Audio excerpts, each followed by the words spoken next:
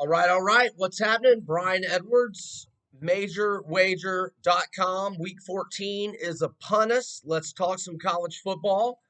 Um, you got to understand, we've got a lot of teams that have mailed it in, a lot of players opting out, i.e., quitting on their team, their teammates, their school. Players like Terrace Marshall for LSU's got a great NFL career ahead of him. I'm not calling him a quitter. Um, Hell, he could have done what Jamar Chase did and not played at all this season. He did play this season, had 10 touchdowns. He's got 23 touchdowns since the start of last year.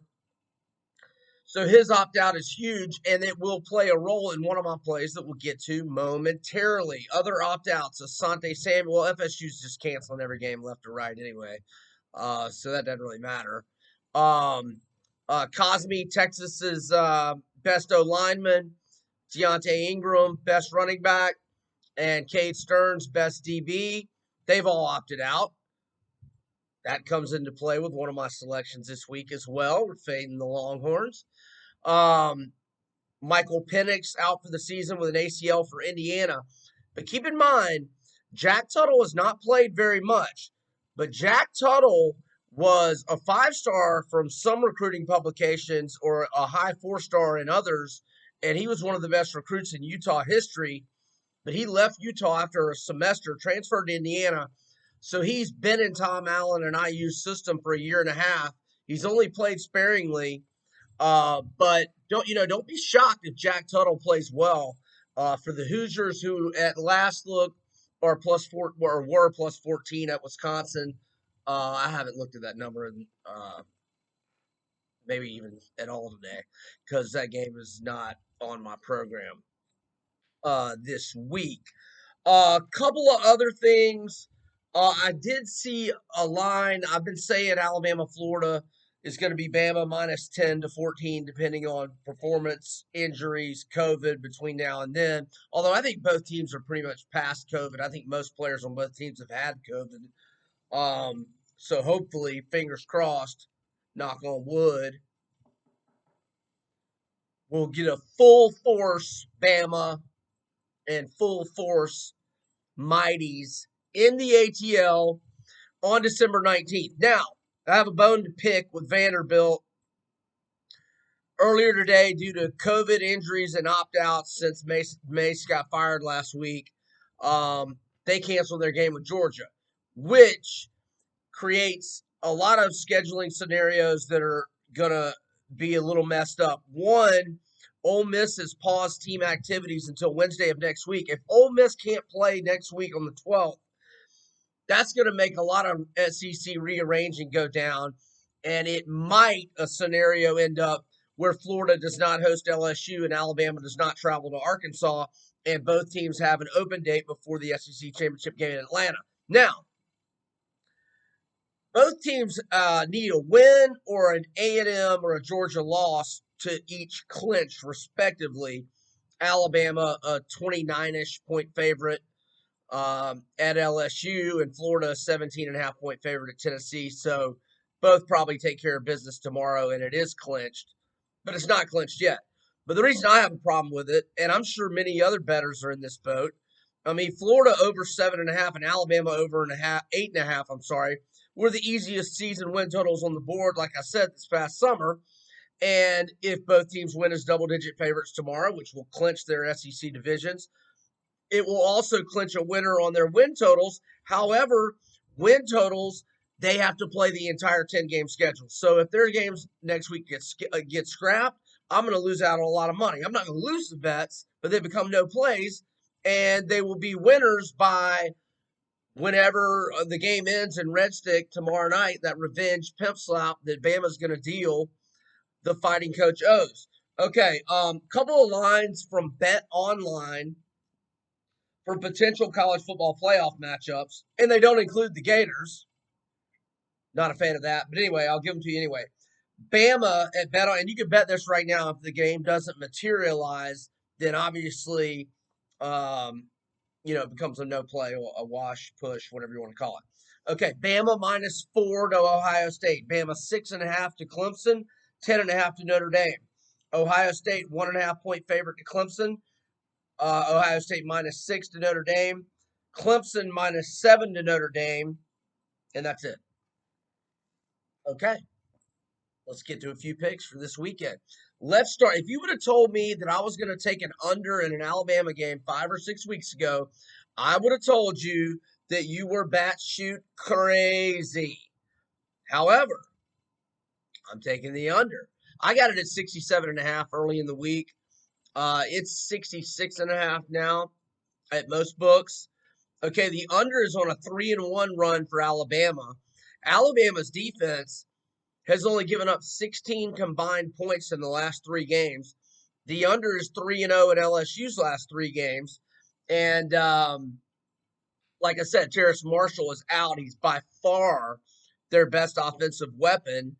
And it sounds like Finley's going to start, but Max Johnson, who I didn't even realize was Brad Johnson's son until last week, he will also play. I don't see LSU scoring more than 14 points if they get to 14. And, Alabama can get their standard 50. I don't see it going over. I like the under. I wrote an article on MajorWager.com. You can check it out explaining why I like Auburn. So you can read that.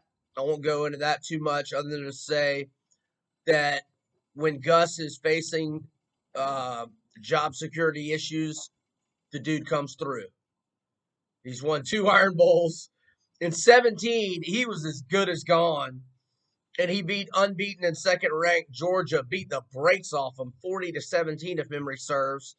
And then he beat Alabama 2 weeks later to improbably win the SEC West.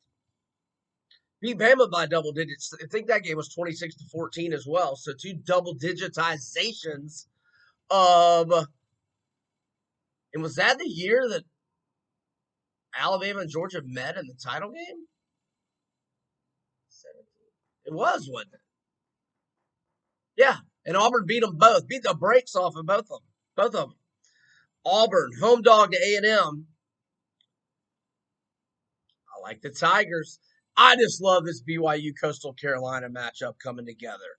I mean, Willis was going to be out for Liberty anyway. Liberty's had a great year, and I feel bad for those kids and all. But if Willis was going to be out, this is so much better. I love it. 5:30 p.m. Eastern, ESPNU. I think BYU is going to be too much and too powerful for them. And so I like BYU minus the 10. Coastal will hang around. I'm not saying they're going to get blown out. But I like over 61 as well. BYU's last 5 games, they've had 4 combined scores of 69, 66, 68, and 80. Zach Wilson, the QB, 74.3 completion percentage, 2,724 passing yards, 26-2 TDI&T ratio. BYU 4th in the nation in scoring with its 47.6 points per game average. Now, Coastal Carolina, 16th in the country in scoring, 38.7 points per game, and their redshirt freshman QB, Grayson McCall, is legit.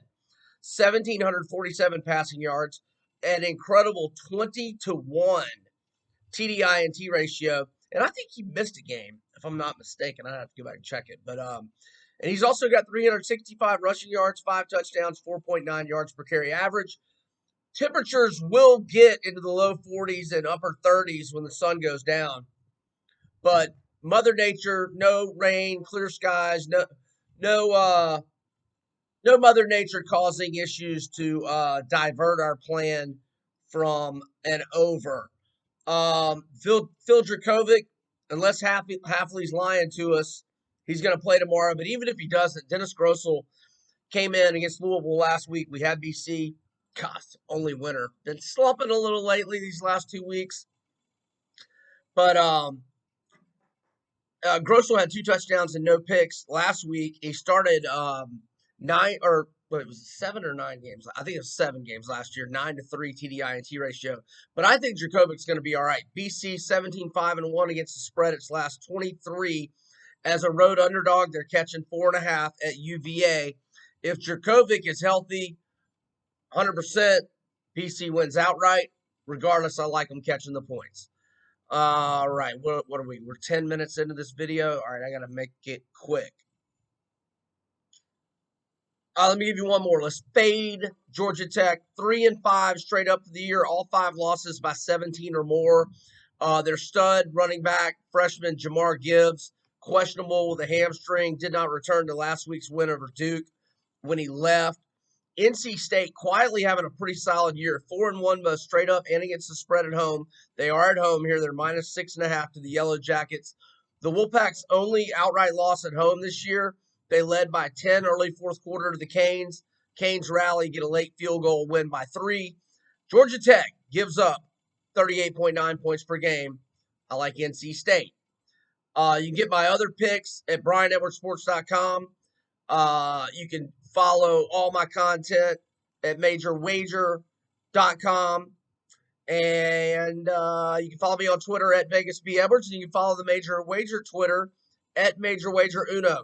I'm Brian Edwards for MajorWager.com. Good luck with your Week 14 college football bets. Over and out.